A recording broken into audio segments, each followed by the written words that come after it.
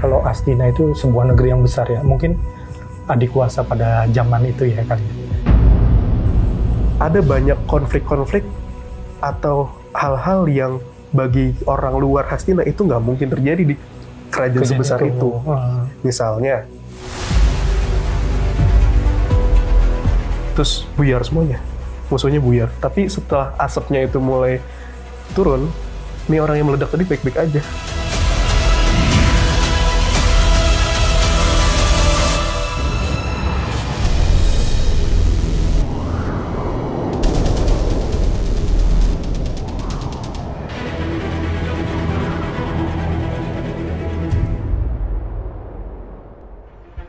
Assalamualaikum warahmatullahi wabarakatuh. Waalaikumsalam warahmatullahi wabarakatuh. Kembali lagi bersama kami di Time Travel Rahayu dan salam sejahtera untuk kita semua. Gimana nih, sehat? Alhamdulillah. Ya lagi ngeliatnya agak ini lagi kurang ya. lah. Lagi kecapean juga. Iya.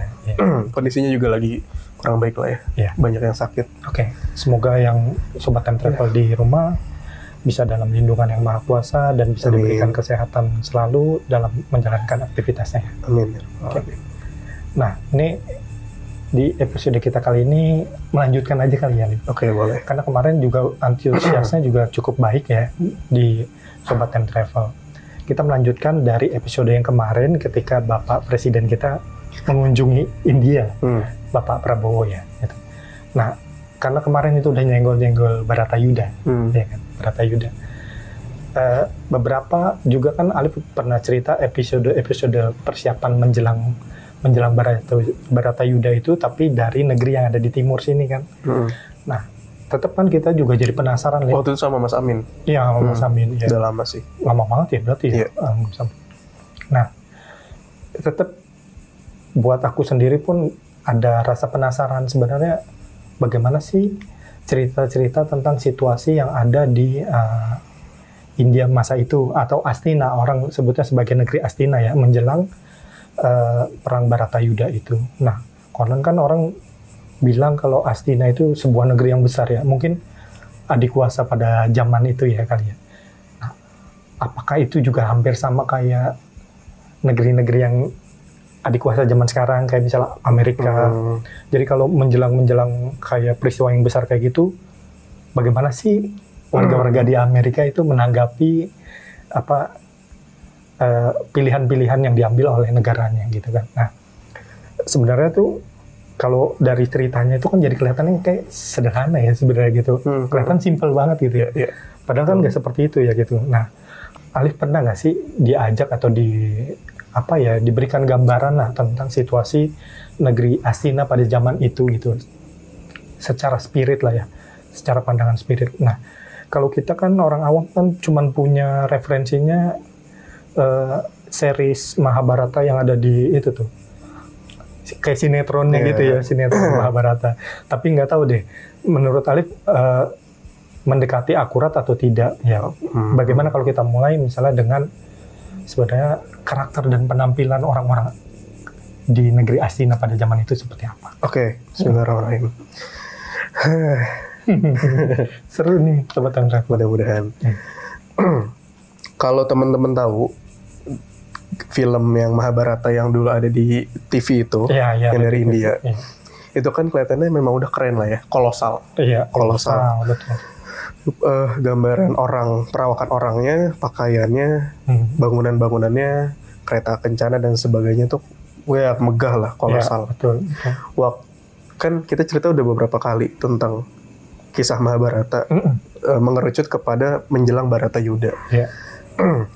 Beberapa kali diceritakan sebetulnya udah diceritakan, cuman oke lah kita ceritain lebih detail. Gini, beberapa kali tuh saya diajak dan diperlihatkan suasana yang ada di suatu wilayah. Ya pada akhirnya saya baru tahu kalau itu wilayah kerajaan Hastina, gitu. Karena kan gimana pun juga kalau baru datang itu nggak ada pelang nama. Betul. Nggak tahu di situ apa, namanya apa dan lain-lain lah. Kemudian waktu baru tahu karena diceritain. Gitu. Karena diceritain sama orang tua masa lampau. Nah, suasana di sana tuh gini. Kalau gambaran yang ada di film itu kan kolosal. Betul. Tapi menurut apa yang pernah saya lihat, yang di film itu terlalu udah mengarah ke modern lah. Corak-coraknya, terus aksesorisnya itu udah mengarah ke modern. Maksudnya lebih sentuhan artistik yang modern lah. Sedangkan di masa yang saya lihat itu, di sana tuh punya banyak keunikan, di mana setiap pakaiannya itu punya maksud tersendiri kenapa orang-orang pakai pakaian itu. Yang saya lihat secara keseluruhan, di sana tuh kelihatan banyak aksesoris yang keemasan. Baik itu gelang, laki-laki juga ada yang pakai gelang. Iya, sampai di bahunya juga ya. Di bahu juga ada. Iya. Terus kadang-kadang kalung, kayak kalung. Iya. Kadang-kadang ada beberapa orang, kalau sesekali lewat dan yang lain itu kayak naruh hormat, itu kayak ada aksesoris yang ada di kupingnya. Bentuknya kayak sayap. Dan itu warnanya keemasan. Iya. Tapi nggak banyak orang yang pakai itu. Sama sekali nggak banyak. Yang lebih banyak yang orang pakai aksesoris yang gelang-gelang dan sebagainya. Kelihatannya keemasan.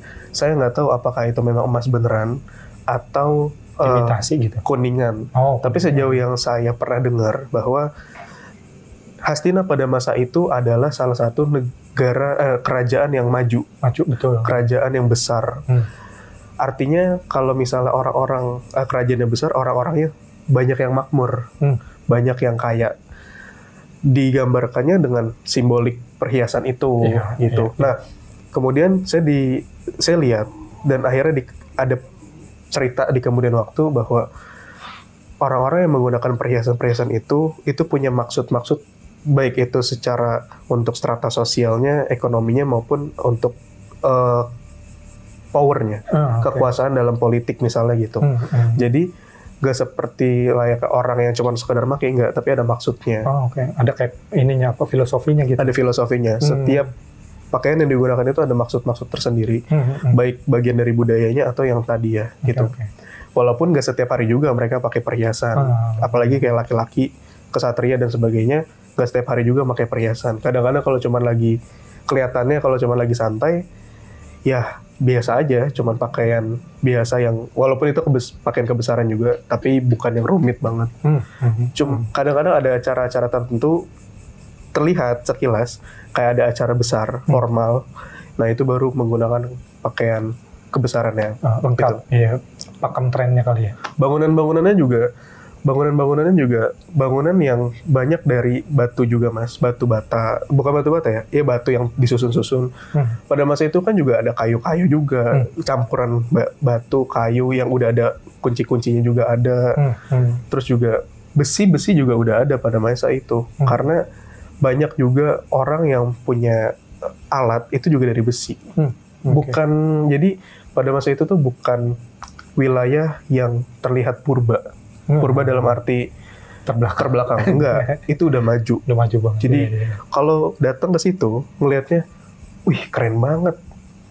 Udah klasik yang mewah, elegan, klasik elegan pada masanya. Gitu.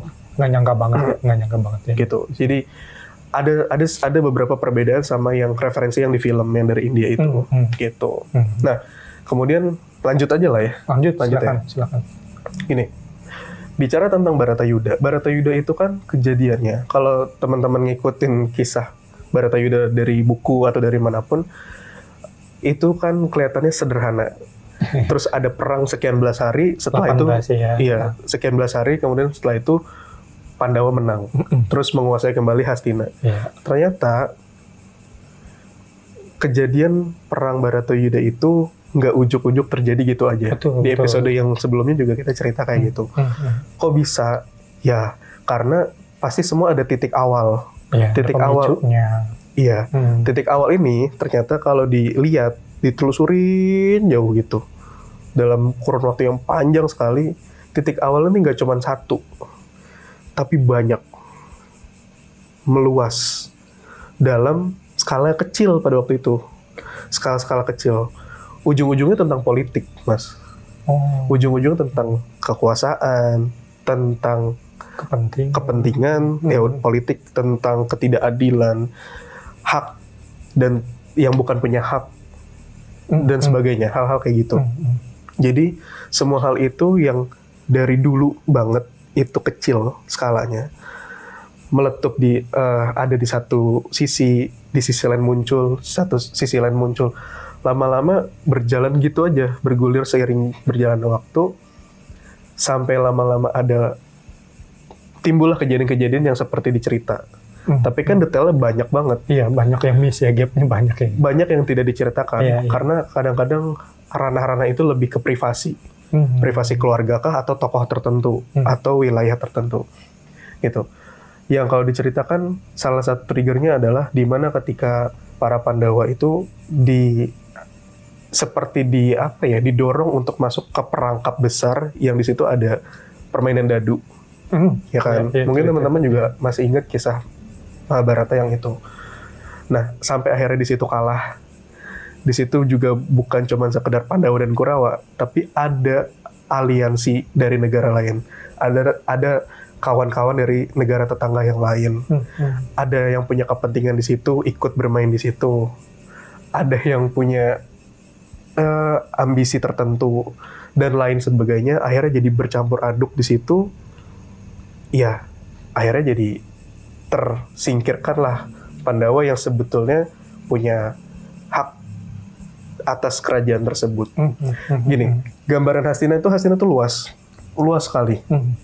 Wilayahnya luas, saya nggak bisa jelasin detail. Tapi yang saya pernah lihat dan pernah dengar bahwa wilayahnya sangat luas pada masa itu, dan ibu kotanya itu jadi seperti sentral bagi beberapa negara lain untuk melakukan perdagangan, misalnya transaksi dan sebagainya lah. Layaknya misalnya mungkin kayak Washington, atau mungkin dia punya kota industri kayak New York misalnya gitu.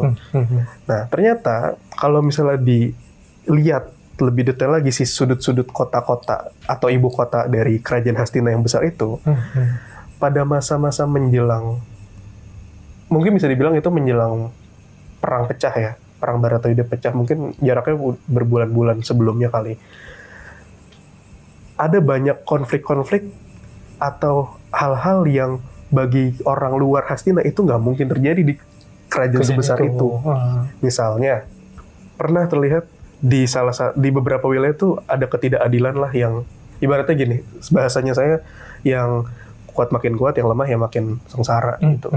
Jadi ternyata sebelum perang Baratayuda itu pecah, itu banyak sekali hal-hal yang kayak gitu terjadi gitu, yang biasanya dari para pemangku lah pada masanya, gitu. Pejabatnya. Pemangku jabatan pada masanya.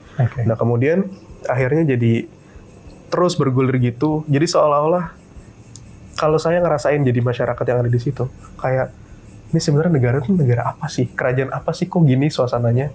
Nggak enak. Tapi kelihatan dari luar itu seolah-olah baik-baik aja. Tapi kalau udah di dalam, kok gini banget ya? Kok banyak yang ngeberatin kita ya? Yang orang-orang biasa. Nah, memang pada waktu itu kerajaan Hastina memang negara, bisa dibilang salah satu negara adidaya pada masa itu. Tapi gimana pun juga negara adidaya punya banyak hal-hal buruk di dalamnya kan. Apalagi ketika menjelang pecahnya perang yang sebenarnya itu perang saudara dan politik di dalamnya, kepentingan gitu. Gitu sih. Oke. Kan itu kan beberapa kan kita tahu ya dari cerita perangnya itu, para tokoh-tokohnya itu kan punya kemampuan-kemampuan yang sangat super ya, Dev. Sakti lah bahasa zaman sekarang gitu kan. Nah, ini kan sebenarnya kan kalau misalnya tadi Alif cerita kayak nggak seperti logikanya. Biasanya kan kalau hal-hal yang spirit gitu ya kan kesaktian kan lewat spirit ya. Kok bisa tetap ada ketidakadilan juga Alif di situ? Awalnya juga saya polos mikir gini, Mas. Semua hal-hal spirit itu adalah suci. Betul. Saya mikir gitu dulu. Nggak mungkin lah kalau yang spirit itu nggak punya hal yang negatif.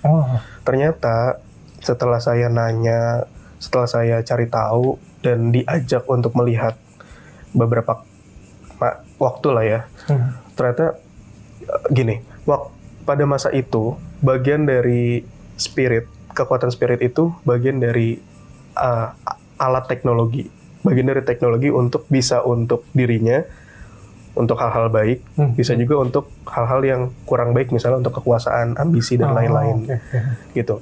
Jadi di mana ada orang yang punya power secara spirit, tergantung dia nih makainya untuk apa. Untuk apa? Bisa untuk hal-hal ya tadi, hal baik, bisa untuk hal-hal yang nggak baik. Ternyata masa-masa sebelum perang Baratayuda itu terjadi, semakin maraknya orang-orang atau oknum-oknum yang menggunakan kekuasaan dan spiritnya itu untuk hal-hal yang kurang baik di negaranya sendiri, di tempatnya sendiri. Jadi orang yang arogan, jadi orang yang ambisius, jadi orang yang bisa menghalalkan banyak cara.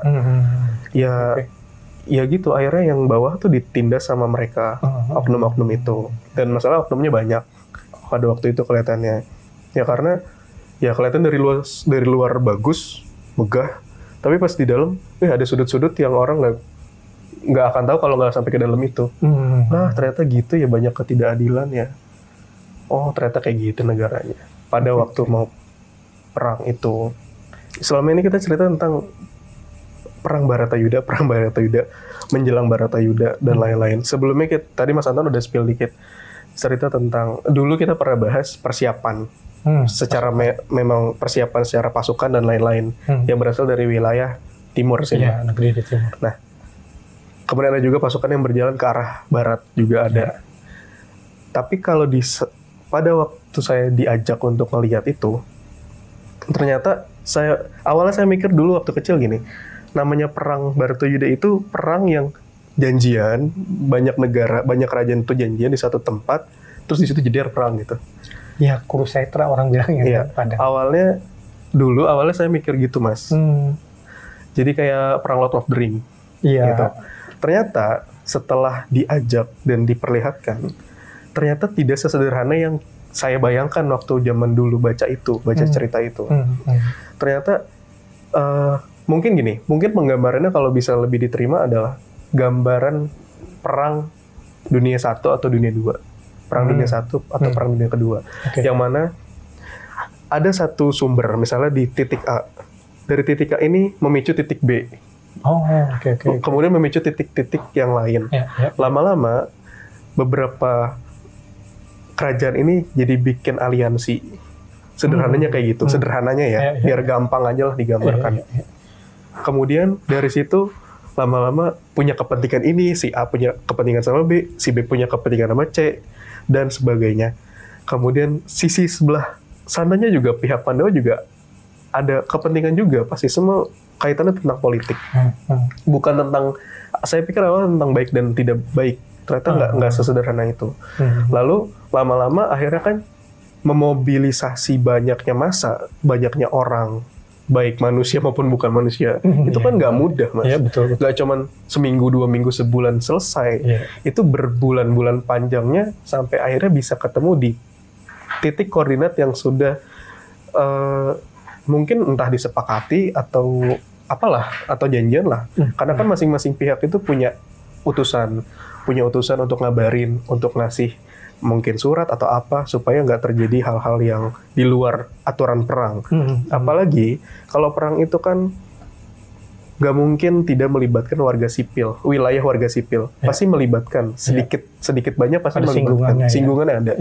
Nah itu gimana caranya supaya wilayah dan warga sipil itu nggak berdampak besar, nggak kena imbasnya langsung. Nggak jadi korban perang. Pasti tetap ada.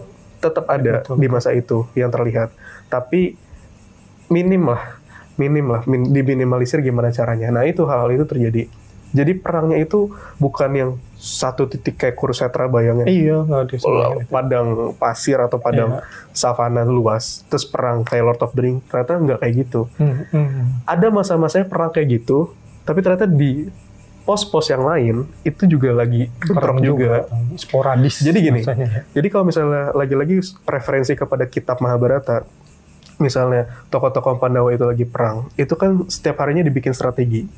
Yang mana sejauh yang kita tahu bahwa yang mengarahkan untuk bikin strategi adalah Sri Krishna. Nah, di situ saya pikir di satu tempat, ternyata enggak. Itu di banyak tempat. Memobilisasi banyaknya orang tuh dengan berbagai macam kepala dan karakter yang beda-beda, serumit itu ternyata. Iya. Dan bukan cuman orang, tapi ada juga kadang-kadang ya makhluk-makhluk lain yang dibawa sama beberapa pasukan gitu. Iya. Dan itu sangat rumit, sangat kompleks. Jadi kalau misalnya misalnya ada orang nanya, jadi cerita perangnya gimana? Tergantung dari sisi yang mana dulu. Yang mana? Medan pertempuran yang mana? Iya, angle yang mana? Kalau dari angle-nya yang dipimpin sama misalnya Nakula Sadewa, ini lawannya ini nih. Nah ini mereka perangnya ini begini masuk hutan, ketemu sungai, okay. dan lain sebagainya. Nah, bicara tentang medan perang, artinya kita bicara tentang orang-orang pada waktu itu punya kemampuan, punya skill, punya hal-hal spirit dan lain sebagainya. Beberapa kali kita di episode yang sebelumnya cerita sedikit-sedikit, ada orang yang tiba-tiba bisa berubah jadi pohon, ada orang yang bisa nyuruh batang pohon atau akar-akar pohon itu untuk menghalangi jalannya pasukan musuh supaya nggak bisa masuk wilayah itu misalnya gitu. Bahkan hal-hal yang gaib-gaib itu udah hal yang lumrah terjadi dan sebagainya. Sampai akhirnya saya diajak untuk melihat salah satu scene dari perang itu, di mana di salah satu tempat, dan di situ di dekat situ ada kayak sedikit bangunan batu-batuan, kayu juga, batu dan kayu, tapi sisanya kayak lapang gitulah, lebih lapang kayak kebun atau apalah. Di situ ada beberapa pasukan dan salah satu orang yang di situ maju, lalu dia seperti meledak, terus buyar semuanya, musuhnya buyar. Tapi setelah asapnya itu mulai turun, nih orang yang meledak tadi baik-baik aja. Terus ada orang tua yang pernah bilang saya gini, ya itu orang zaman itu bisa sampai segitunya. Tapi itu mah kesaktian yang masih biasa. Gimana yang lebih dahsyat lagi? Gitu. Gimana yang lebih dahsyat lagi? Yang mana salah satu buktinya adalah ditemukannya radiasi nuklir di salah satu wilayah. Di Gurun Gobi kalau nggak salah. Mohenjo-daro, India. Iya, pokoknya gitulah. Yang dikaitkan itu dengan perang Baratayuda. Gitu. Padang Kurusetranya di situ katanya kalau di India. Iya. Nah, itu dahsyat sekali. Itu kelihatannya aja udah dahsyat. Orang meledak tapi baik-baik aja. Iya. Gimana yang lebih dahsyat dari itu? Gitu. Iya, betul. Itu aja udah nggak kebayang itu korbannya kayak apa kan. Nah, maka setelah itu masuklah ke dalam makna Kurusetra. Karena Kurusetra lagi-lagi awalnya saya pikir seperti ladang hamparan luas di situ perang. Ternyata nggak gitu. Kurusetra itu kan saya tahu bahwa Kuru adalah Wangsa Kuru, moyangnya Pandawa Kurawa dari Barata, keluarga Barata kan. Setra itu mungkin Mas Anton mungkin lebih tahu. Artinya wilayah yang suci kan ada arti kayak gitu kan. Betul. Mungkin kalau misalnya hemat saya punya penafsiran, Kurusetra adalah tempat di mana terkuburnya orang-orang Wangsa Kuru di situ, karena berguguran banyak sekali. Pada masa itu banyak banget, mungkin bisa ribuan lebih lah korbannya, dan bukan hanya di satu tempat, tapi di banyak tempat di seluas wilayah Hastina dan sekitarnya. Gitu. Karena yang perang bukan hanya Kurawa dan Pandawa, tapi banyak negara-negara kerajaan lain juga ikut beraliansi di situ. Gitu. Iya, itu Kurusetra itu disebutnya sebagai, kalau misalnya terjemahan yang bisa kita lihat di internet ya gitu, itu sebenarnya kan kayak tanah suci wangsanya Kuru sebenarnya. Nah, tapi tanah suci itu dalam artian diziarahi karena ada leluhurnya mereka, mungkin itu ya, banyak yang meninggal di situ terus kemudian diziarahi jadi tanah suci, bisa jadi bangsanya Kuru. Ketika masa-masa menjelang perang itu lagi berjalan, entah bagaimana yang saya ngerasa bahwa yang saya rasa dan saya lihat hawa di situ makin gak enak. Bisa dibilang kayak Atau Kayak- aku bahasanya kayak takjub dan mungkin gini, juga Mas. mengerikan. Mengerikannya gini, hawa yang mencekam. Oh, Nggak tahu gimana, kayak ada selubung yang menutupi. Lama-lama kok orang-orang jadi kelihatan makin arogan, tensinya makin tinggi, emosionalnya makin terpicu. Kan kalau udah emosi terpicu kan bisa ngambil keputusan yang tidak bijak. Nah, mungkin itu bagian dari kisah-kisah kecil terpicunya Perang Bharatayuddha itu terjadi. Terus saya mikir gini, kalau misalnya memang dulu pernah terjadi, itu kan seperti sebuah sejarah di masa lalu. Apakah mungkin hal tersebut akan terulang kembali di masa yang akan datang? Jadi kayak sebuah siklus yang udah sering kita ceritakan. Apa mungkin terjadi kayak gitu? Karena kalau kita mau sadar ngelihat di zaman sekarang, kok makin kesini makin banyak orang yang kayak gitu ya, yang melakukan hal-hal yang kurang bijak lah ya gitu. Apa mungkin nanti akan ada suatu titik tertentu, titik klimaksnya ada jeder di situ gitu. Saya mikir gitu doang sih. Jadi kurang lebih kayak cerminan ya, Liv. Masa yang sekarang itu banyak dilihat juga ada di situasi yang ada di negeri Astina gitu. Bisa bilang kayak gitu? Mungkin bisa kebalik.